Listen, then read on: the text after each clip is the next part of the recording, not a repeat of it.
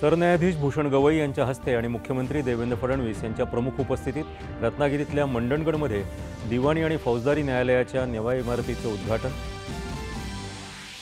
कमी वेळेत आणि किमान खर्चात न्याय मिळाल्यानं डॉक्टर बाबासाहेब आंबेडकर यांचं सामाजिक आणि आर्थिक समानतेचं स्वप्न पूर्ण होईल असा सरन्यायाधीशांचा विश्वास। 2014 पासून राज्यात न्यायालयीन पायाभूत सुविधा उभारण्याचं आणि न्यायदान व्यवस्थेला वेग देण्याचं काम सातत्यानं सुरू असून न्यायालयांच्या सूचनांवर अवलंब केला जाईल, मुख्यमंत्री देवेंद्र फडणवीस। बिहारमध्ये विधानसभा निवडणुकीसाठी राष्ट्रीय लोकशाही आघाडीचं जागा वाटप जाहीर, भाजपा 101 आणि जदयू ही 101 जागा लढवणार। बिहार निवडणुकीसंदर्भात भाजपा केंद्रीय निवडणूक समितीची नवी दिल्लीत बैठक, इंडी आघाडीतल्या घटक पक्षांमध्येही जागा वाटपाबाबत चर्चा।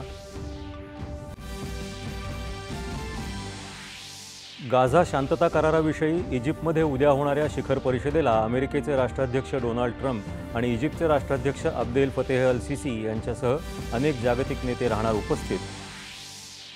दिल्ली इथं सुरू असलेल्या दुसऱ्या क्रिकेट कसोटीत भारताच्या गोलंदाजांपुढे वेस्ट इंडिजची शरणागती, फॉलोऑनची नामुष्की।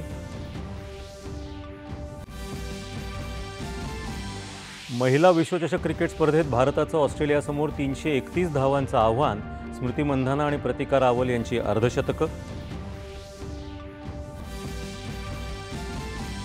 आणि एकदिवसीय क्रिकेटमध्ये स्मृती मंधानाच्या 5000 धावा पूर्ण ही कामगिरी करणारी जगातली 5वी तर देशातली 2री महिला।